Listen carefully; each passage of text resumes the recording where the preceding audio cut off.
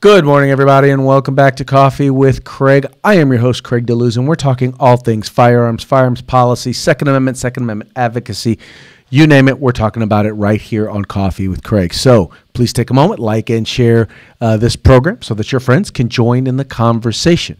Also, whether you're watching us on YouTube or Facebook, make sure to subscribe and to click the notification so that you get the notifications whenever we go live. Also, if you just want to listen to us, maybe you don't have time to always sit and watch the video, but you want to listen to us in your car via Apple iTunes, Apple Podcasts, Google Podcasts, you name it, you can do so. Just look in the description of this video. Look for anchor.fm/Coffee with Craig, and it'll show you all the different places where you can listen to the show via podcast. Also, remember to go to fpcgear.com. That's fpcgear.com. This is a place where you can go and you can find all sorts of really cool 2A stuff. You can find T-shirts, you can find coffee mugs, you can find hoodies, all promoting the Second Amendment, encouraging people to invest. But it also gives you a chance to look good while supporting the Second Amendment. That's fpcgear.com. Now, why don't we get on to today's subject? I have to tell you, today is a good day, shall we say. I like to say, it was funny, I saw a meme the other day. It said, there's a disturbance in the force, as if a million snowflakes all melted at once. It was funny. And what I'm talking about is I'm talking about the confirmation of Brett Kavanaugh, who is now an associate justice on the United States Supreme Court. Yes, I will tell you right now, I've been following politics for quite a while, and I've seen some really nasty things.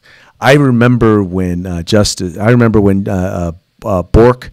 that's the term Bork came from, when Robert Bork was nominated to the Supreme Court, and unfortunately, because of all of the pressure, because of all the negative and the lying and the all of the stuff that went on, Ronald Reagan was eventually he would wind up replacing him as a nominee with Justice Kennedy, which is kind of interesting that this sort of thing would go down with the replacement of Justice Kennedy.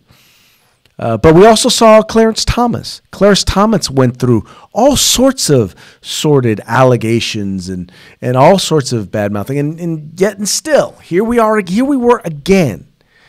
In this case, with completely and utterly unsubstantiated, unsupported claims and attacks. And then it was so bad that at the end, they weren't even talking about the claims. They were just saying, well, he didn't have the temperament to be on the Supreme Court. And what they really meant, but couldn't say, was that the temperament that they didn't like was the fact that he was a constitutionalist, or let me clarify, is a constitutionalist. He is someone who does not believe in legislating from the bench as much as they believe that his job is to interpret what the Constitution says and apply that to the decisions that he makes. This position was this was so vital, and it was vital because, regardless of what you feel about some of the rulings he's made in other areas, and I think there are some areas where some folks, even conservatives, can say, yeah, I think I might have an issue with some of those decisions. But when it comes to the Second Amendment, this is an individual who was the dissenting voice in the Washington, D.C. assault weapons ban, who specifically looked to Heller, who specifically talked about understanding the importance of what the Constitution says and the precedent set before them via Heller, and stood up and was a dissenting voice in that particular case, which I believe gives us good cause, should give us good cause to have good feelings about the future of the Second Amendment and this Supreme Court. Because, as we all know, there's a lot of decisions out there that still need to be made. I mean, we still do not know if we have a right to bear arms. I mean, we should know because that's what it says in the Constitution. But Heller didn't address it. McDonald didn't address it. And so we still have cases that are working their way to the Supreme Court that will help us know if we have a right to defend ourselves, if our fundamental human right to defend ourselves with the firearm, to have a firearm to defend ourselves, or had to have a weapon, have a tool or an instrument, a functional tool or instrument to defend ourselves outside of our home, whether or not that is a constitutional right. We still don't know that. We still don't know a number of different things relating to how far can they go when it comes to these restrictions that they are putting, the quote-unquote common sense regulations. Because one of the things that we've been fighting and one of the things we've been dealing with is the fact that they've been holding on to this idea that, yes, we can, the Keller decision said that, well, common sense regulation, we can regulate. It said that firearms are not above regulation, but when does regulation go past regulation to infringement? We don't know that, but I believe that with this Supreme Court, we're going to have some opportunities to get to know where that line is drawn. And perhaps, I'm hoping and praying, push that line back, where you're not able to zone gun stores out of existence, where you're not able to nibble away at all of the fringes of the Second Amendment, whether we're talking ammunition, whether we're talking magazine capacity, whether we're talking banning certain firearms versus other firearms, firearm bans in essence. All of these are things that we need to take a look at, that need to be determined. Where we need our Supreme Court to stand up, because we're just not seeing the level of clarity being provided at the Supreme Court level. Because in many cases, the lower courts are making decisions, and for those of us who are in places like California, the Ninth Circuit, we're seeing a court that is making decisions that are not necessarily based on the law, on the Constitution in particular. And we need to start to see that. We need to see that happen. We definitely need to see that happen. I believe that Justice Kavanaugh is going to be able to help us do that.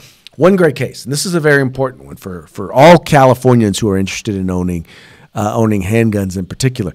You guys are familiar with Pena v. Lindley.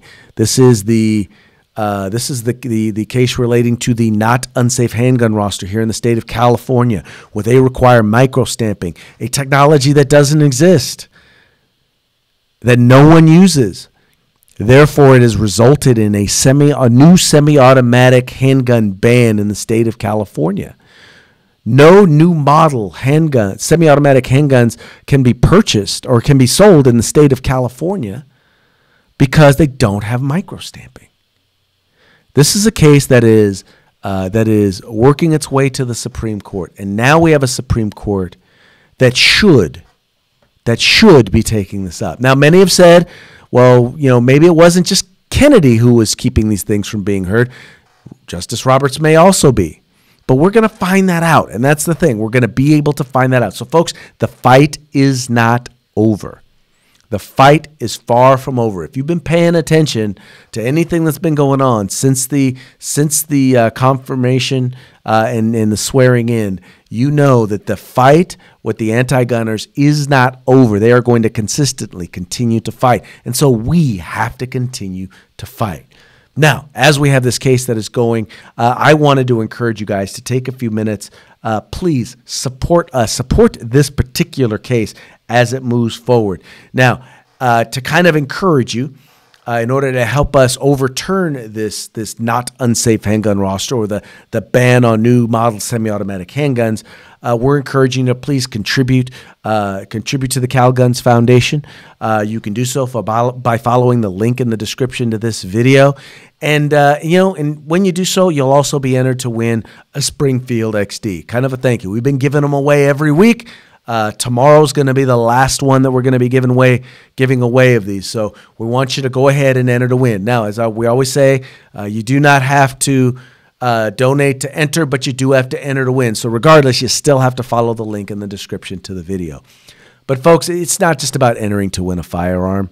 It's about supporting an opportunity for Californians to actually be able to have access to firearms that are safe and in common use everywhere else in the country.